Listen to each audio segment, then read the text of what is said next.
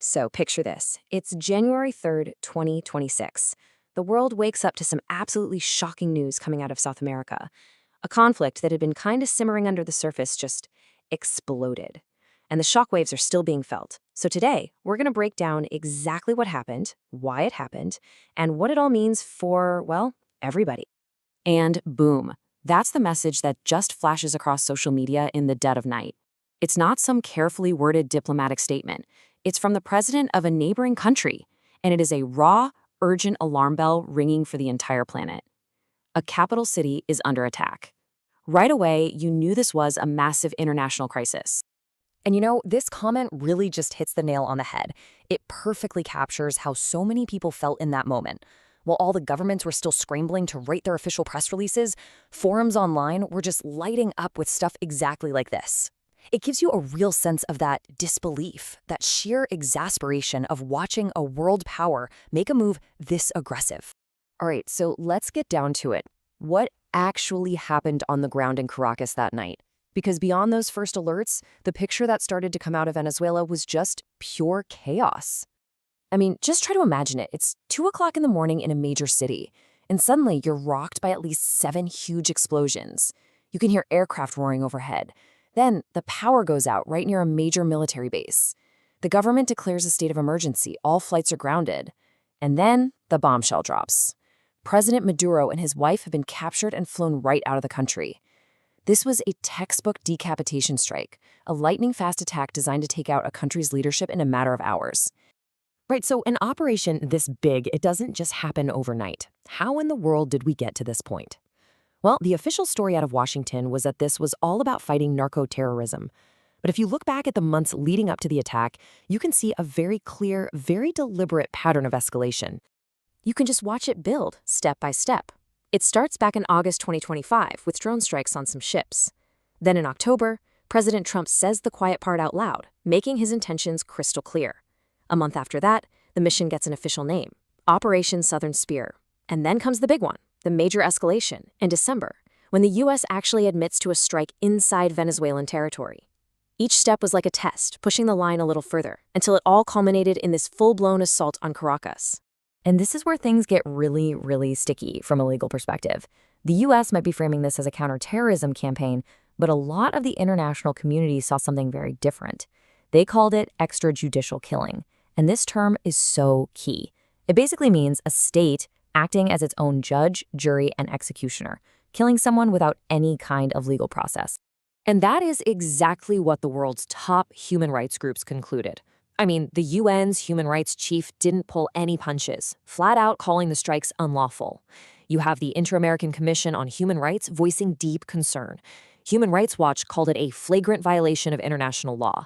This wasn't just a political disagreement. This was a fundamental legal challenge from the global community. Okay, to really get the full picture here, we have to zoom way out. This wasn't just about one strike on Venezuela. This was, for all intents and purposes, the world premiere of a brand new doctrine for American foreign policy, at least in the Western Hemisphere. And when you put the old and the new side by side, wow, the difference is just night and day. The original Monroe Doctrine from way back in 1823 was all about telling outside powers, Europeans, to stay out of the Americas. This new Trump corollary completely flips that.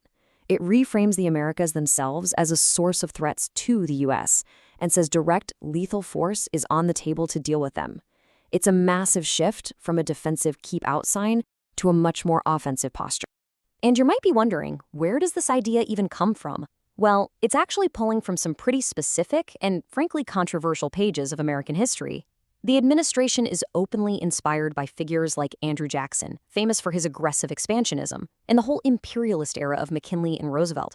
The goal is pretty explicit. It's about reasserting American dominance and pushing back hard against the influence of rivals like Russia, China, and Iran, in a region Washington has long seen as its own backyard. So you drop a bombshell like this on the world stage, justified by a doctrine this aggressive. What happens? Well, the world splits right down the middle. The reaction was fast, it was sharp, and it was deeply, deeply divided. And you can see that split pretty clearly here. In one corner, you've got the countries flat out condemning it. No surprise, it's U.S. rivals like Russia and China. Then you have this really interesting middle ground of regional heavyweights like Mexico and Brazil, who are expressing serious concern but trying not to get dragged all the way in. But maybe the most telling column is the last one, the quiet from traditional U.S. allies, who are now in a super awkward spot, possibly even implicated through things like intelligence sharing agreements. And if you want one sentence that just perfectly sums up how a huge part of the world felt, look no further than this quote from Brazil's President Lula. It's such a direct shot. It's a rejection of what's being seen as American overreach, a pushback against the idea that any one country gets to be a global emperor, imposing its will on everyone else. So this brings us to the really big question. What are the long-term consequences here? Because this is way bigger than just Venezuela now. We're talking about the potential for the entire international system as we know it to start coming apart at the seams. At its very heart, this action is a direct challenge to the bedrock principle of the world order. The whole system that was built after World War II rests on one key idea from the UN Charter. You solve your problems peacefully. Force is the absolute last resort. A unilateral strike like this basically says, yeah, those rules are nice, but they don't apply to us when we decide they don't. And the dominoes just start to fall from there. I mean, think about it. How can the US credibly call out Russian aggression in Ukraine when it's launching its own unilateral attacks? It basically normalizes the idea that if you're powerful enough, you can just attack a weaker country. It puts allies in a terrible position, making them look potentially complicit in illegal acts, and it just throws gasoline on the fire of economic tensions, directly tying this military action to a trade war with the BRICS nation. And that leaves us right here with this incredibly unsettling question. The rules-based order we always hear about, well, the United States was its primary architect. So when the architect themselves decides they don't need to follow their own blueprints anymore, it creates a massive power vacuum. It destabilizes everything. And the question we all have to ask is, what comes next?